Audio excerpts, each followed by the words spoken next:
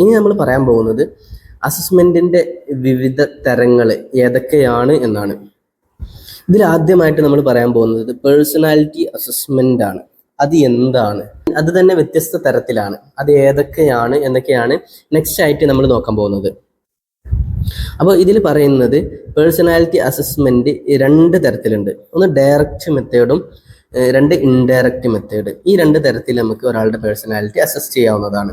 Direct മെത്തേഡിൽ വരുന്നത് interviews, അതുപോലെ പേഴ്സണാലിറ്റി ഇൻവെന്ററീസ്, അതുപോലെ questionnaire, rating scale, behavioural data and situational tests, ഈ തുടങ്ങിയിട്ടുള്ള കാര്യങ്ങളൊക്കെ ഡയറക്റ്റ് മെത്തേഡിൽ പെട്ടതാണ്. ഇനി ഇൻഡയറക്റ്റ് മെത്തേഡാണ് പ്രൊജക്റ്റീവ് ടെക്നിക്സ്. അപ്പോൾ ഇനി നമ്മൾ ശേഷം പറയാൻ പോകുന്ന ഭാഗങ്ങളിൽ ചർച്ച ചെയ്യുന്നത് ഈ ടെസ്റ്റുകൾ എന്താണ്, അതുപോലെ ഇതിൻ്റെ അഡ്വാൻറ്റേജ്, ഡിസഡ്വാൻറ്റേജസ് തുടങ്ങിയ കാര്യങ്ങൾ പറഞ്ഞു കഴിഞ്ഞാൽ നമുക്ക് ടെസ്റ്റിനെ കുറിച്ച് എല്ലാ കാര്യങ്ങളും മനസ്സിലാവുന്നതാണ്. അപ്പോൾ നമുക്കിനി വിശദമായി കൊണ്ട് തന്നെ നോക്കാം. അതിൽ ഒന്നാമത്തേത് നമ്മൾ പറഞ്ഞത് ഒബ്സർവേഷൻ ആണ്. ഒബ്സർവേഷൻ എന്ന് പറഞ്ഞാൽ അതൊരു ഡയറക്റ്റ് മെത്തേഡിൽ പെട്ടതാണ്. ഒബ്സർവേഷൻ എന്ന് പറഞ്ഞാൽ നമുക്കറിയാം എന്താണ് ഒബ്സർവേഷൻ്റെ അർത്ഥം, നിരീക്ഷണം എന്നാണ്. അപ്പോൾ ഈ ഒബ്സർവേഷൻ എന്ന് പറഞ്ഞു കഴിഞ്ഞാൽ ഒരു പർട്ടിക്കുലർ സിറ്റുവേഷൻ നൽകിക്കൊണ്ട്, ഒരു ക്ലയന്റിന് നൽകിക്കൊണ്ട്, ഒന്നല്ലെങ്കിൽ ആ സിറ്റുവേഷനിൽ നിന്നുകൊണ്ട് തന്നെ ഒരു ഒബ്സർവർ, ഈ റിസർച്ച് ചെയ്യുന്ന ആള് ഒബ്സർവ് ചെയ്യുന്നു, നിരീക്ഷിക്കുന്നു അയാൾ എന്തൊക്കെയാണ് ചെയ്യുന്നത് എന്ന്. അപ്പോൾ അത് രണ്ട് തരത്തിൽ ചെയ്യാം. ഒന്നല്ലെങ്കിൽ പാർട്ടിസിപ്പേറ്റ് ചെയ്തുകൊണ്ട്, ഈ ഒബ്സർവ് ചെയ്യുന്ന ആള് പാർട്ടിസിപ്പേറ്റ് ചെയ്തുകൊണ്ട് ഒബ്സർവേഷൻ നടത്താം. അല്ലെങ്കിൽ ഈ ഒബ്സർവ് ചെയ്യുന്ന ആള് ദൂരെ നിന്ന് നോക്കി കാണുന്നു, ഒരു സിറ്റുവേഷൻ നൽകിക്കൊണ്ട് എന്തൊക്കെയാണ് ആ ക്ലയന്റ് ചെയ്യുന്നത് എന്ന് കുറച്ച് ദൂരെ നിന്നുകൊണ്ട് മാറിക്കൊണ്ട് നോക്കുന്ന രീതിയിലും നമുക്ക് ഒബ്സർവേഷൻ നടത്താവുന്നതാണ്. അപ്പോൾ നമ്മൾ എന്താണ് ഒബ്സർവേഷൻ എന്ന് പറഞ്ഞു, അതുപോലെ ഒബ്സർവേഷൻ രണ്ട് രീതിയിൽ നടത്താം എന്ന് നമ്മൾ പറഞ്ഞു. അപ്പോൾ ഈ ഒബ്സർവേഷൻ്റെ ഗുണം എന്താണെന്ന് വെച്ച് കഴിഞ്ഞാൽ ഫസ്റ്റ് ഹാൻഡ് ഇൻഫർമേഷൻസ് ആയിരിക്കും. അഥവാ നമുക്ക് നേരിട്ട് ബോധ്യമാകും എങ്ങനെയാണ് ഈ ക്ലയന്റ് എന്നത്. അപ്പോൾ അതൊരു ഫസ്റ്റ് ഹാൻഡ് ഇൻഫർമേഷൻ ആണ് എന്നതാണ് ഇതിൻ്റെ ഏറ്റവും പ്രധാനപ്പെട്ട ഒരു സവിശേഷത. പക്ഷേ അതിൻ്റെ ഒരു ലിമിറ്റേഷൻ എന്താണെന്ന് ചോദിച്ചു കഴിഞ്ഞാൽ ഈ ഒബ്സർവ് ചെയ്യുന്ന ആൾക്കനുസരിച്ച് റിസൾട്ടിൽ വ്യത്യാസം വരാൻ സാധ്യതയുണ്ട്. അതായത് ഈ ഒബ്സർവ് ചെയ്യുന്ന ആൾക്ക് ഈ ക്ലയന്റിനെ കുറിച്ചൊരു മോശം അഭിപ്രായമാണെങ്കിൽ അത് അയാളുടെ റിസൾട്ടിൽ കാര്യമായി ബാധിക്കാൻ സാധ്യതയുണ്ട് എന്നാണ് ഈ ഒരു ടെസ്റ്റിൻ്റെ ഒരു മോശം വശമായിട്ട് നമുക്ക് പറയാൻ പറ്റുക. അതുപോലെ മറ്റൊരു കാര്യമാണ് ഒബ്സർവർ എഫക്റ്റ്. അഥവാ ഇങ്ങനെ ഒരാൾ ഒബ്സർവ് ചെയ്യുന്നുണ്ട് എന്ന് പറയുമ്പോൾ അപ്പോൾ അയാളുടെ റിയൽ ആയിട്ടുള്ള ഒരു ബിഹേവിയർ അവിടെ വരാൻ സാധ്യതയില്ല. അപ്പം ഇതൊക്കെ അതിൻ്റെ ലിമിറ്റേഷൻ ആയിട്ട് നമുക്ക് പറയാൻ പറ്റുന്നതാണ്. ഇനി അടുത്തതായി നമ്മൾ നോക്കാൻ പോകുന്നത് ഇന്റർവ്യൂ എന്താണ്? അപ്പോൾ ഇന്റർവ്യൂ ചെയ്യുമ്പോൾ ഒരു ഇന്റർവ്യൂ ചെയ്യുന്ന ആളുണ്ടാകും, അതുപോലെ ആരോടാണോ ഇന്റർവ്യൂ ചെയ്യുന്നത് ആ ഒരാളുണ്ടാവും. അപ്പോൾ ഇന്റർവ്യൂ ചെയ്യുന്ന ആള് ചില ക്വസ്റ്റ്യൻസ് മറ്റാളോട് ചോദിക്കും, എന്നിട്ട് അതിൻ്റെ മറുപടി എന്താണ് എന്നതിനനുസരിച്ച് അദ്ദേഹത്തിൻ്റെ ബിഹേവിയർ നമുക്ക് മനസ്സിലാക്കാൻ പറ്റും. ഈ ഒരു രീതിക്കാണ് ഇന്റർവ്യൂ എന്ന് പറയുന്നത്. അപ്പോൾ ഈ ഇന്റർവ്യൂ തന്നെ ഒരു 3 തരത്തിലുണ്ട്. ഒന്ന് സ്ട്രക്ചേർഡ് ഇന്റർവ്യൂ. എന്താണ് സ്ട്രക്ചേർഡ് ഇന്റർവ്യൂ എന്ന് പറഞ്ഞു കഴിഞ്ഞാൽ, ഇന്റർവ്യൂ ചെയ്യുന്ന സമയത്ത് തന്നെ ഇന്റർവ്യൂവറുടെ കയ്യിൽ ഒരു ലിസ്റ്റ് ഓഫ് ക്വസ്റ്റ്യൻസ് ഉണ്ടാവും, ഇന്ന ചോദ്യങ്ങളൊക്കെ ചോദിക്കണം. അപ്പോൾ ആ ചോദ്യങ്ങൾ മാത്രമാണ് ഇന്റർവ്യൂ ചെയ്യുന്ന ആൾ ചോദിക്കുക, അതിനുള്ള മറുപടി അയാൾക്ക് ലഭിക്കുകയും ചെയ്യും. അപ്പോൾ നമുക്കൊരു ലിമിറ്റഡ് ഫാക്റ്റുകൾ മാത്രമാണ് ലഭിക്കുക. ഇനി രണ്ടാമത്തേതാണ് സെമി സ്ട്രക്ചേർഡ് ഇന്റർവ്യൂ. അത് ആ വാക്കിൽ നിന്ന് നമുക്ക് മനസ്സിലാവും, സ്ട്രക്ചേർഡ് ആണ് പക്ഷെ ഒരു സെമി സ്ട്രക്ചേർഡ് ആണ്. അതായത് കുറച്ച് കാര്യങ്ങൾ ആ ഒരു ലിസ്റ്റിൽ ഉണ്ടാവും, എന്തൊക്കെ കാര്യങ്ങൾ ചോദിക്കണം, പിന്നെ ബാക്കിയുള്ളത് ആ ഇന്റർവ്യൂവറുടെ വക കുറച്ച് ആഡ് ചെയ്തുകൊണ്ട് ചോദിക്കും. അപ്പോൾ ഇന്റർവ്യൂ ചെയ്യുന്ന ആൾക്ക് കുറച്ച് കൂടുതൽ ഇൻഫർമേഷൻ വേണമെന്നുണ്ടെങ്കിൽ അദ്ദേഹത്തിന് ചോദിക്കാം. എന്നാൽ നമ്മൾ നേരത്തെ പറഞ്ഞതിൽ കുറച്ച് കൂടുതൽ ഇൻഫർമേഷൻ അറിയാൻ ആഗ്രഹം ഉണ്ടെങ്കിലും അത് ചോദിക്കാൻ പാടില്ല. കാരണം എന്തൊക്കെ ചോദ്യങ്ങളാണ് ചോദിക്കേണ്ടതെന്ന് നമ്മൾ പ്രീ പ്ലാൻഡ് ആണ്. അപ്പോൾ സെമി സ്ട്രക്ചർ ആകുമ്പോൾ ഒന്നുകൂടി കൂടുതൽ നമുക്ക് എന്തെങ്കിലും കൂടുതൽ കാര്യങ്ങൾ അറിയണമെന്നുണ്ടെങ്കിൽ അതും പാടെ ചോദിക്കാം. മൂന്നാമത്തേത് അൺസ്ട്രക്ചേർഡ് ഇന്റർവ്യൂസ്. അത് ഓപ്പൺ എൻഡഡ് ആയിക്കാരം. അതായത് ആ ഇന്റർവ്യൂ ചെയ്യുന്ന ആൾക്ക് എന്തും ചോദിക്കാം. ആ ഓപ്പോസിറ്റുള്ള ആളുടെ ബിഹേവിയർ മനസ്സിലാക്കാൻ ഉതകുന്ന രീതിയിൽ ഏതൊക്കെ ചോദ്യങ്ങൾ ചോദിക്കണോ ആ രീതിയിലുള്ള ചോദ്യങ്ങളൊക്കെ ചോദിക്കാൻ കഴിയുന്നതാണ്. പക്ഷെ അങ്ങനെ ചെയ്യുമ്പോൾ എന്താ പ്രശ്നം എന്ന് വെച്ചാൽ ടൈം വളരെ കൺസ്യൂമിങ് ആയിട്ടുള്ള ഒരു കാര്യമാണ്. ചിലപ്പോൾ ഇറലവൻ്റ്, നമുക്ക് ആവശ്യമില്ലാത്ത ഒരുപാട് കാര്യങ്ങളും അതിൽ കയറി വരാൻ സാധ്യതയുണ്ട്. അപ്പൊ ഇനി ഇന്റർവ്യൂവിന്റെ മെറിറ്റ്സുകൾ എന്തൊക്കെയാണെന്ന് നോക്കാം. അപ്പൊ ഇന്റർവ്യൂ ചെയ്യുന്ന സമയത്ത് ആരോടാണ് ഇന്റർവ്യൂ ചെയ്യുന്നത്, അവരുടെ സംസാരങ്ങളിൽ നിന്നും അവരുടെ ആംഗ്യങ്ങളിൽ നിന്നും നമുക്ക് അയാളെ കുറിച്ച് ഒരുപാട് കാര്യങ്ങൾ മനസ്സിലാക്കാൻ പറ്റും. പക്ഷെ ഇവിടെയും ഒരു ഇന്റർവ്യൂവർ ബയാസ്, ഒരു പക്ഷപാതം ഉണ്ടാവാൻ സാധ്യതയുണ്ട്. ആ ഇന്റർവ്യൂവർക്കനുസരിച്ച് റിസൾട്ടിൽ മാറ്റം വരാൻ സാധ്യതയുണ്ട്. അതുപോലെ ഹാലോ എഫക്റ്റ് ഉണ്ടാവാൻ സാധ്യതയുണ്ട്. എന്താണ് ഹാലോ എഫക്റ്റ് എന്ന് പറഞ്ഞു കഴിഞ്ഞാൽ, നമ്മൾ ഒരു വ്യക്തിയുടെ എന്തെങ്കിലും ഒരു കാര്യം കണ്ടുകൊണ്ട് മൊത്തത്തിൽ ആ വ്യക്തിയെ ജഡ്ജ് ചെയ്യുന്നതിനെയാണ് ഹാലോ എഫക്റ്റ് എന്ന് പറയുന്നത്. ഉദാഹരണത്തിന് ഒന്നല്ലെങ്കിൽ അവൻ്റെ വേഷം, അല്ലെങ്കിൽ അവൻ്റെ സൗന്ദര്യം, അല്ലെങ്കിൽ അവൻ്റെ വാക്ക്, ഏതെങ്കിലും ഒരു വാക്ക്, ഇത് തുടക്കത്തിലേ ഉള്ള അവൻ്റെ ഈ അപ്പിയറൻസ് കണ്ടുകൊണ്ട് അല്ലെങ്കിൽ ഒരു വാക്ക് കേട്ടുകൊണ്ട് അവനെ മൊത്തത്തിൽ വിലയിരുത്തുക. അപ്പോൾ അവൻ നല്ല ഡ്രസ്സ് ചെയ്തിട്ടാണ് വന്നിരിക്കുന്നത്, അപ്പോൾ ഓൻ ഉഷാറാണ് എന്ന് നമ്മൾ ആദ്യം തന്നെ വിലയിരുത്തുക. അല്ലെങ്കിൽ ഓൻ അത്ര പോരാ, നല്ല ഡ്രസ്സല്ല ഇട്ട് വന്നിട്ടുള്ളത് എങ്കിൽ അവൻ അത്ര പോരാ എന്ന് ആദ്യം തന്നെ നമ്മൾ വിലയിരുത്തുന്നതിനെയാണ് ഈ ഹാലോ എഫക്റ്റ് എന്ന് പറയുന്നത്. അപ്പോൾ അതൊരു ഇതിൻ്റെ ഒരു ലിമിറ്റേഷനാണ്. അതുപോലെ സബ്ജക്റ്റിവിറ്റി, അങ്ങനെ പറഞ്ഞു കഴിഞ്ഞാൽ ഈ ഇന്റർവ്യൂ ചെയ്യുന്ന ആൾക്കനുസരിച്ചിട്ട് ഈ റിസൾട്ടിൽ മാറ്റം ഉണ്ടാക്കാൻ കഴിയും. ഈ ഇന്റർവ്യൂവർ വിചാരിച്ചു കഴിഞ്ഞാൽ ആ റിസൾട്ടിലും അതുപോലെ ഒരു മാറ്റം ഉണ്ടാക്കാൻ കഴിയും. അതൊരു ലിമിറ്റേഷനാണ്. അപ്പോൾ നമ്മൾ മുന്നേ പറഞ്ഞു റിലയബിലിറ്റി അതുപോലെ വാലിഡിറ്റി, അതൊരു നല്ലൊരു ടെസ്റ്റിന്റെ പ്രധാനപ്പെട്ട ഘടകമാണ് എന്ന് നമ്മൾ പറഞ്ഞു. അപ്പോൾ ഈ ഇന്റർവ്യൂ ഒരു സബ്ജക്റ്റീവായ കാര്യമായതുകൊണ്ട് ഇതിൽ റിലയബിലിറ്റിയും അതുപോലെ വാലിഡിറ്റിയും കുറവാണ് എന്ന് നമുക്ക് കാണാൻ പറ്റുന്നതാണ്. അപ്പോൾ ഇന്റർവ്യൂ ചെയ്യുക എന്നത് ടൈം കൺസ്യൂമിങ് ആണ്. അതുപോലെ ഇന്റർവ്യൂ ചെയ്യണമെങ്കിൽ നല്ല സ്കില്ലുള്ള ഇന്റർവ്യൂ ചെയ്യുന്ന ആളുകൾ വേണം. അതൊക്കെ ഈ ഒരു ഇന്റർവ്യൂ എന്ന അസസ്മെന്റിന്റെ ലിമിറ്റേഷൻസുകളാണ്. ഇനി അടുത്തത് നമ്മൾ നോക്കാൻ പോകുന്നത് പേഴ്സണാലിറ്റി ഇൻവെന്ററീസ്. അപ്പോൾ എന്താണ് പേഴ്സണാലിറ്റി ഇൻവെന്ററീസ്? പേഴ്സണാലിറ്റി ഇൻവെന്ററീസ് എന്ന് പറഞ്ഞു കഴിഞ്ഞാൽ ഒരു ക്വസ്റ്റ്യനെയർ ഉണ്ടാവും, അതിൽ ഒരുപാട് ക്വസ്റ്റ്യൻസ് ഉണ്ടാവും.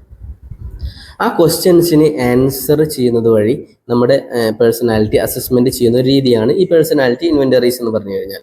അതിനുള്ള ഉദാഹരണമാണ് MMPI, Minnesota multi phasic personality inventory എന്നാണ് അതിൻ്റെ ഫുൾ ഫോം. അപ്പോൾ ഇത് സൈക്കോളജിക്കൽ ഡിസോർഡേഴ്സ് തിരിച്ചറിയുന്നതിന് വേണ്ടിയിട്ടുള്ള ഒരു ടെസ്റ്റാണ്. അപ്പോൾ അതിൽ ഒരുപാട് ക്വസ്റ്റ്യൻസ് ഉണ്ടാവും. ആ ക്വസ്റ്റ്യൻസിന് നമ്മൾ തന്നെ ആൻസർ ചെയ്യുന്നത് വഴി അത് നമുക്ക് മനസ്സിലാക്കാൻ പറ്റും. അടുത്തത് CPI, കാലിഫോർണിയ സൈക്കോളജിക്കൽ ഇൻവെന്ററി. ഇതും ഇതുപോലെ ഒരുപാട് ചോദ്യങ്ങൾ ഉണ്ടാവും. ആ ചോദ്യങ്ങൾക്ക് യെസ് ഓർ നോ മറുപടി നൽകുന്നത് വഴി നമ്മുടെ പേഴ്സണാലിറ്റി അസസ് ചെയ്യാൻ കഴിയും. ഇനി അടുത്തതാണ് neuroticism, extraversion, openness personality inventory revised, NEOPIR. ഇതും ഒരു പേഴ്സണാലിറ്റി ഇൻവെന്ററി അസസ്മെന്റ് ആണ്. ഇത് നമ്മൾ ആ 5 ഫാക്ടർ തിയറിയിൽ പറഞ്ഞിട്ടുള്ള ആ കാര്യങ്ങൾ തന്നെ അത് അസസ് ചെയ്യുന്നതിനുള്ള ഒരു ടെസ്റ്റാണ്. ഇനി അടുത്തതായിട്ട് 16 പേഴ്സണാലിറ്റി ഫാക്ടർ ക്വസ്റ്റ്യനെയർ. ഇതിൽ ഒരു 16 ക്വസ്റ്റ്യൻസ് ഉണ്ടാവും, 16 ട്രൈറ്റ്സുകൾ ഉണ്ടാവും. അപ്പോൾ ആ ട്രൈറ്റ്സ് എത്രത്തോളം ഉണ്ട് എന്ന് സ്കെയിലിൽ അടയാളപ്പെടുത്തുന്നത് വഴി നമ്മുടെ ബിഹേവിയറുകൾ മനസ്സിലാക്കാൻ കഴിയും. അപ്പം നമ്മൾ ഈ പറഞ്ഞ ഈ ഉദാഹരണങ്ങളിലുള്ള എല്ലാത്തിൻ്റെയും ഒരു മോഡൽ ഈ PPTയിൽ നൽകിയിട്ടുണ്ട്, നിങ്ങൾക്കത് നോക്കാവുന്നതാണ്. ഇനി അടുത്തതായിട്ട് നോക്കുന്നത് മയേഴ്സ് ബ്രിഗ്സ് ടൈപ്പ് ഇൻഡിക്കേറ്റർ. ഇതും ഒരു പേഴ്സണാലിറ്റി അസസ്മെൻ്റ് ആണ്. ഇതിലൊരു 4 തരത്തിലുള്ള ട്രൈറ്റ്സുകൾ നൽകിയിട്ട് എന്നിട്ട് ഇതുവഴി ഒരു മനുഷ്യൻ്റെ ബിഹേവിയർ കണക്കാക്കുകയാണ് ചെയ്യുന്നത്. കരിയർ സെലക്ട് ചെയ്യാനൊക്കെ വേണ്ടി നമ്മൾ ടെസ്റ്റ് ചെയ്യുന്ന ഒരു ടെസ്റ്റിംഗ് രീതിയാണ് ഈ ഒരു 4 ഡയമെൻഷൻ, ഈ 4 ട്രൈറ്റ്സുകൾ വെച്ചുകൊണ്ട് അവൻ്റെ ബിഹേവിയർ നമുക്ക് മനസ്സിലാക്കാൻ പറ്റും. പേഴ്സണാലിറ്റി ഇൻവെന്ററീസിൻ്റെ ഉപകാരങ്ങൾ എന്തൊക്കെയാണെന്ന് വെച്ച് കഴിഞ്ഞാൽ അതിങ്ങനെ ഒരുപാട് ടൈം കൺസ്യൂമിങ് ഇല്ല. അതുപോലെ നമ്മൾ ഇൻ്റർവ്യൂവിലൊക്കെ പറഞ്ഞതുപോലെ ഇത് ചെയ്യുന്ന ആളുടെ ഒരു ബയാസ്, ഒരു പക്ഷാപാതം അതുണ്ടാവുന്നില്ല. പക്ഷെ പ്രശ്നം എന്താണെന്ന് വെച്ച് കഴിഞ്ഞാൽ ഇപ്പം ഇങ്ങനെ ഒരു റേറ്റിംഗ് നടത്തുന്ന സമയത്ത്, ഇങ്ങനെ ഒരു ക്വസ്റ്റ്യനെയർ ചെയ്യുന്ന സമയത്ത്, അപ്പോൾ ശരിയായിട്ടുള്ള യഥാർത്ഥത്തിലുള്ള കാര്യം മറച്ചു വെച്ചുകൊണ്ട് സോഷ്യലി അക്സെപ്റ്റബിൾ ആയിട്ടുള്ള കാര്യങ്ങൾ മാത്രം ടിക്ക് ചെയ്ത് കഴിഞ്ഞാൽ, ഒരു കാര്യം ചോദിച്ചു യെസ് ഓർ നോ എന്ന് പറഞ്ഞു കഴിഞ്ഞാൽ, അതിപ്പോൾ ഈ നോ എന്ന് പറഞ്ഞു കഴിഞ്ഞാൽ അത് മോശമാണ്, അപ്പോൾ ഓൻ്റെ യഥാർത്ഥത്തിലുള്ള സ്വഭാവം നോ ആണ്, അപ്പോൾ നോ പറഞ്ഞാൽ മോശമാണ്, അപ്പോൾ ഓൻ യെസ് പറയുന്നു. അങ്ങനെ ഫേക്ക് ചെയ്ത് കഴിഞ്ഞാൽ ഈ കിട്ടുന്ന ആൻസർ, റിസൾട്ട് അത് തെറ്റാവാൻ സാധ്യതയുണ്ട്. അപ്പോൾ അതൊരു ലിമിറ്റേഷൻ ആയിട്ട് നമുക്ക് പറയാൻ പറ്റുന്നതാണ്. ഇനി അടുത്തൊരു പേഴ്സണാലിറ്റി അസസ്മെന്റ് ടെസ്റ്റ് ആണ് റേറ്റിംഗ് സ്കെയിൽസ് എന്ന് പറയുന്നത്. ഇത് നമ്മൾ എല്ലായിടത്തും കാണുന്നതാണ്. നമ്മളിപ്പോൾ ഒരു ആപ്പ് യൂസ് ചെയ്ത് കഴിഞ്ഞാൽ അതിന്റെ ഫീഡ്ബാക്ക് ചോദിക്കും. 1 മുതൽ 5 വരെ സ്റ്റാറിന്റെ ഇടയിലുള്ളത്, ഇപ്പോൾ ഗുഡ് ആണോ, വെരി ഗുഡ് ആണോ, ബാഡ് ആണോ, ആവറേജ്, അങ്ങനെയൊക്കെ പറഞ്ഞിട്ട് ഒരു റേറ്റിംഗ് സ്കെയിൽ നമുക്ക് കാണാൻ പറ്റും. അതുപോലെ നമ്മളിപ്പോൾ ബാങ്കിങ് നടത്തി കഴിഞ്ഞാലും ഏതൊരു കാര്യം ചെയ്തു കഴിഞ്ഞാലും അതിനൊരു റേറ്റിംഗ് സ്കെയിൽ നൽകിയിട്ടുണ്ടാവും. അപ്പോൾ ഓരോ വ്യക്തികൾക്കും സ്വന്തമായി കൊണ്ട് തന്നെ ഈ റേറ്റിംഗ് സ്കെയിൽ ഉപയോഗിച്ചുകൊണ്ട് ഓരോ കാര്യത്തിൻ്റെയും എത്രത്തോളം ഉഷാറാണ് നമുക്ക് കണക്കാക്കാൻ പറ്റും. അപ്പോൾ ഇതിലും ഒരുപാട് നെഗറ്റീവ്സ് ഉണ്ട്. ഇത് വളരെ സിമ്പിളാണ്. പക്ഷേ ഇനി ഒരാൾ റേറ്റിംഗ് ചെയ്യാൻ നിൽക്കുന്ന സമയത്ത് ഇത് ഫുൾ സ്റ്റാറുള്ള ഒരു ഹോട്ടലാണ്, ആ ഹോട്ടലിൽ ചെന്നിട്ടാണ് ഭക്ഷണം കഴിക്കുന്നത്. ഒരു ഉദാഹരണം പറയാം. അപ്പോൾ ഇനി ഞാനെങ്ങനെ ഇപ്പോൾ ഇത് കുറച്ച് കൊടുക്കുക, അങ്ങനെ ചിന്തിച്ചു കഴിഞ്ഞാൽ കിട്ടുന്ന ഉത്തരം, റിസൾട്ട് ഫേക്ക് ആവാൻ സാധ്യതയുണ്ട്. അപ്പോൾ ഈ ചെയ്യുന്ന ആളുകൾ സത്യസന്ധമായിട്ട് ചെയ്യണം എന്നത് ഇതിനൊരു ഡിമാൻഡാണ്. അപ്പോൾ അത് ഇതിൻ്റെ ഒരു ലിമിറ്റേഷൻ ആയിട്ട് നമുക്ക് പറയാൻ പറ്റുന്നതാണ്. അപ്പോൾ ഇത് ചെയ്യുന്നത് വളരെ സിമ്പിളാണ്, എഫക്റ്റീവാണ്. ഓരോരുത്തർക്കും അവരുടെ സ്വന്തമായിട്ടുള്ള അഭിപ്രായങ്ങൾ കറക്റ്റായിട്ട് രേഖപ്പെടുത്തുകയാണെങ്കിൽ ആ രീതിക്ക് നോക്കുമ്പോൾ വളരെ ഉപകാരപ്രദമായ നല്ലൊരു അസസ്മെന്റ് ടെസ്റ്റ് ആണ് എങ്കിൽ പോലും ഇത് മിസ്യൂസ് ചെയ്യാൻ, കറക്റ്റായിട്ടുള്ള ഒരു അസസിങ് നടത്തിയിട്ടില്ലെങ്കിൽ, തെറ്റായിട്ടുള്ള ഒരു റിപ്പോർട്ടിംഗ് നടത്തി കഴിഞ്ഞാൽ അതിൻ്റെ റിസൾട്ടിനെയും അത് ബാധിക്കാൻ സാധ്യതയുണ്ട്. അപ്പോൾ ഇനി അടുത്തത് നോക്കാൻ പോകുന്നത് ബിഹേവിയറൽ ഡാറ്റ. അപ്പോൾ ഇതെന്താ ചെയ്യുന്നതെന്ന് വെച്ച് കഴിഞ്ഞാൽ ഒരു ഡിവൈസ് വെച്ചുകൊണ്ട്, ഇപ്പോൾ ഇലക്ട്രോണിക്കലി ആക്ടിവേറ്റഡ് റെക്കോർഡർ എന്ന് പറഞ്ഞിട്ടുള്ള ഒരു സംഭവമുണ്ട്. അത് വെച്ചുകൊണ്ട് അവൻ്റെ സംസാരം ഇതൊക്കെ റെക്കോർഡ് ചെയ്തുകൊണ്ട് അവൻ്റെ ബിഹേവിയറിനെ പ്രഡിക്റ്റ് ചെയ്യുന്ന ഒരു രീതിയാണ് ഇത്. അപ്പോൾ ഇവിടെ ഒരു EARൻ്റെ ചിത്രം നൽകിയിട്ടുണ്ട്. പഴയ കാലം മുതൽ ഈ നൂതന കാലം വരെയുള്ള ഒരു EARൻ്റെ ഇലക്ട്രോണിക്കലി ആക്ടിവേറ്റഡ് റെക്കോർഡറിൻ്റെ ചിത്രമാണ് നൽകിയിട്ടുള്ളത്. അപ്പോൾ ഇങ്ങനെയൊക്കെ നമുക്ക് പേഴ്സണാലിറ്റി അസസ്മെന്റ് നടത്താൻ കഴിയും. പക്ഷെ ഇതിൻ്റെ ഒരു പ്രശ്നം എന്താണെന്ന് ചോദിച്ചു കഴിഞ്ഞാൽ, ഇങ്ങനെ ഒരു കാര്യത്തെക്കുറിച്ച് ഒരാൾക്ക് അറിവുണ്ട് എങ്കിൽ അയാളുടെ കാര്യം പോസിറ്റീവ് ആകുന്ന രൂപത്തിൽ മാത്രമേ അയാൾ പെരുമാറുകയുള്ളൂ. അപ്പോൾ ഇത് ഈ ടെസ്റ്റിൻ്റെ റിസൾട്ടിനെ ബാധിക്കുന്നതാണ്. ഇനി അടുത്തത് സിറ്റുവേഷണൽ ടെസ്റ്റ്. ഇങ്ങനെ പറഞ്ഞു കഴിഞ്ഞാൽ ഈ ടെസ്റ്റ് ചെയ്യുന്ന ആൾക്ക് നമ്മളൊരു പർട്ടിക്കുലർ സിറ്റുവേഷൻ നൽകും. അപ്പോൾ ആ സിറ്റുവേഷനിൽ അയാൾ എന്ത് ചെയ്യുന്നു എന്ന് ടെസ്റ്റ് ചെയ്യുന്ന രീതിയാണ് സിറ്റുവേഷണൽ ടെസ്റ്റ് എന്ന് പറയുന്നത്. ആദ്യകാലങ്ങളിലൊക്കെ മിലിറ്ററി സെലക്ഷനിലൊക്കെ ഉപയോഗിച്ചിരുന്ന ഒരു ടെസ്റ്റാണ് ഇത്. അപ്പോൾ ഇതിൻ്റെ അഡ്വാൻറ്റേജ് എന്താണെന്ന് വെച്ച് കഴിഞ്ഞാൽ, ഇതൊരു റിയൽ ലൈഫ് അസസ്മെൻ്റ് ആണ്. അതായത് നമ്മൾ അദ്ദേഹത്തിന് ഒരു സിറ്റുവേഷൻ കൊടുത്തുകൊണ്ട് അത് ചെയ്യിപ്പിക്കുകയാണ്. അപ്പം നമുക്ക് അത് റിയൽ ടൈം അയാൾ ചെയ്യുന്നതായിട്ട് കാണാൻ പറ്റും. പക്ഷെ ഇതിൻ്റെ ലിമിറ്റേഷൻസ് എന്താണെന്ന് ചോദിച്ചു കഴിഞ്ഞാൽ, ഇത് ഒരുപാട് ടൈം കൺസ്യൂമിങ് ആണ്. അതുപോലെ ഇത് ചെയ്യണമെങ്കിൽ ഒരുപാട് പ്ലാൻ വേണം. ഏതൊക്കെ രീതിയിലുള്ള ടെസ്റ്റാണ് കൊടുക്കേണ്ടത്, എങ്ങനെയാണ് കൊടുക്കേണ്ടത് എന്ന് തുടങ്ങിയിട്ട് ഒരുപാട് ടെസ്റ്റ് പ്ലാൻ ചെയ്യേണ്ട ആവശ്യമുണ്ട്. അതുപോലെ ഇതിന് ഒരു ഒബ്സർവർ ആവശ്യമാണ്. അപ്പോൾ ആ ഒബ്സർവറിൻ്റെ ഡിസിഷൻസ്, അയാളാണ് അവിടെ ഡിസിഷൻ എടുക്കുന്നത്. അപ്പോൾ അതും ഒരു ലിമിറ്റേഷൻ ആണ്. കാരണം അതൊരു കറക്റ്റ് എല്ലാ രീതിയിലും ചിലപ്പോൾ കറക്റ്റ് ആയിക്കൊള്ളണം എന്നില്ല. ഇനി അടുത്തതായിട്ട് നമ്മൾ പറയാൻ പോകുന്നത്, ഇപ്പോൾ ഇതുവരെ നമ്മൾ ഡയറക്റ്റ് മെത്തേഡുകളാണ് പറഞ്ഞത്. അപ്പോൾ ഇനി ഇൻഡയറക്റ്റ് മെത്തേഡാണ് പ്രൊജക്റ്റീവ് പേഴ്സണാലിറ്റി ടെസ്റ്റസ്. ഇതിൽ 3 ടെസ്റ്റുകളാണ് പറയുന്നത്.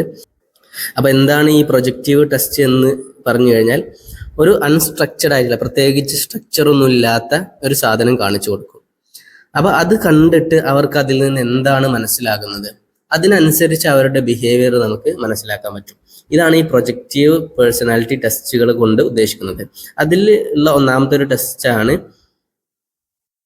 റോഷാർക്കിൻ്റെ ഇങ്ക് ബ്ലോട്ട് ടെസ്റ്റ്. ഈ ചിത്രത്തിൽ കാണുന്നതാണ് റോഷാർക്കിൻ്റെ ഇങ്ക് ബ്ലോട്ട് ടെസ്റ്റ് എന്ന് പറയുന്നത്. അഥവാ ഒരു മഷി കൊണ്ട് ഒരു പ്രത്യേക സ്ട്രക്ചറൊന്നുമില്ലാത്ത ഒരു രൂപം ഉണ്ടാക്കുന്നു. എന്നിട്ട് ആ രൂപം കണ്ടുകൊണ്ട് അത് എന്താണ് എന്ന് പറയിപ്പിക്കാം. അപ്പോൾ ആ പറയുന്നത് വഴി അവൻ്റെ ബിഹേവിയർ, അവൻ്റെ ഉള്ളിലുള്ള ആ സാധനങ്ങൾ എന്തൊക്കെയാണ് എന്ന് നമുക്ക് മനസ്സിലാക്കാൻ കഴിയുന്ന ഒരു രീതിയാണ്. ഇനി അടുത്തത് തെമാറ്റിക് പെർസെപ്ഷൻ ടെസ്റ്റ്. തെമാറ്റിക് അപ്പർസെപ്ഷൻ ടെസ്റ്റ് എന്ന് പറഞ്ഞു കഴിഞ്ഞാൽ ഒരു ചിത്രം കാണിച്ചു കൊടുത്തുകൊണ്ട് വാട്ട് ഡു യു സീ, എന്താണ് നിനക്ക് ഇതിൽ നിന്ന് കാണാൻ കഴിയുന്നത്. അപ്പോൾ അയാളുടെ ഉള്ളിലുള്ള അൺകോൺഷ്യസ്ലി ഉള്ള ഒരുപാട് ബിഹേവിയറുകൾ, നമുക്ക് അയാളുടെ തോട്ട് എങ്ങനെയൊക്കെയാണ് പോകുന്നത് എന്നൊക്കെ നമുക്ക് ഇതുവഴി മനസ്സിലാക്കാൻ പറ്റും. അപ്പോൾ ഈ തെമാറ്റിക് അപ്പർസെപ്ഷൻ ടെസ്റ്റ് എന്ന് പറയുന്നത് അത് അഡൾട്ടിന് വേണ്ടിയിട്ടുള്ളതാണ്. ഇനി കിഡ്സിന് വേണ്ടി ചൈൽഡിന് വേണ്ടിയിട്ടുള്ള, കുട്ടികൾക്ക് വേണ്ടിയിട്ടുള്ളതാണ് ചിൽഡ്രൻ അപ്പർസെപ്ഷൻ ടെസ്റ്റ് എന്ന് പറയുന്നത്. അതും ഇതുപോലെ തന്നെ നേരത്തെ പറഞ്ഞത് അഡൾട്ടിന് വേണ്ടിയിട്ടുള്ളതാണെങ്കിൽ ഇത് ചിൽഡ്രന്, കുട്ടികൾക്ക് വേണ്ടിയിട്ടുള്ളതാണ്. ഒരു ചിത്രം നൽകിക്കൊണ്ട് അതിൽ നിന്ന് അവരതിനെ എങ്ങനെയാണ് അസ്യൂം ചെയ്യുന്നത് എന്നാണ് ഇതിൽ മനസ്സിലാക്കുന്നത്.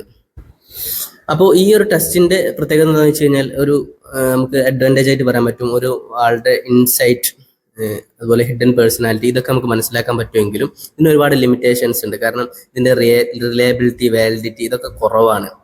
അതുപോലെ ഇത് നടത്തുന്നതിന് ഒരുപാട് സ്പെഷ്യലൈസ്ഡ് ആയിട്ടുള്ള ട്രെയിനിങ് ആവശ്യമാണ്. അതുപോലെ ഇതിനെ ഇന്റർപ്രറ്റ് ചെയ്യുക, അതുപോലെ ഇത് നടത്തുക എന്നുള്ളതൊക്കെ ഒരുപാട് ഒരു പ്രയത്നത്തിലേക്ക്, കുറച്ച് അധ്വാനത്തിലേക്ക് ആവശ്യമായിട്ടുള്ള കാര്യങ്ങളാണ്. അപ്പോൾ നല്ലൊരു പേഴ്സണാലിറ്റി ടെസ്റ്റ് എന്ന് പറഞ്ഞു കഴിഞ്ഞാൽ, അപ്പോൾ നമുക്ക് നമ്മൾ ഒരുപാട് ടെസ്റ്റുകൾ പറഞ്ഞു, ഇതിലുള്ള ഒരുപാട് ടെസ്റ്റുകൾ കമ്പൈൻ ചെയ്തുകൊണ്ട് നമുക്ക് നല്ലൊരു ടെസ്റ്റ് നടത്തിയെടുക്കാൻ കഴിയുന്നതാണ്.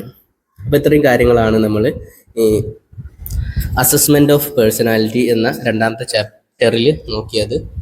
ഇതിൽ പറഞ്ഞ എല്ലാ കാര്യങ്ങളും നിങ്ങൾക്ക് മനസ്സിലായിട്ടുണ്ടാവും എന്ന് വിചാരിക്കുന്നു. അപ്പോൾ നിങ്ങൾക്ക് ഇഷ്ടപ്പെടുകയാണെങ്കിൽ ലൈക്ക് ചെയ്യുക, ഷെയർ ചെയ്യുക, സബ്സ്ക്രൈബ് ചെയ്യുക. Thank you.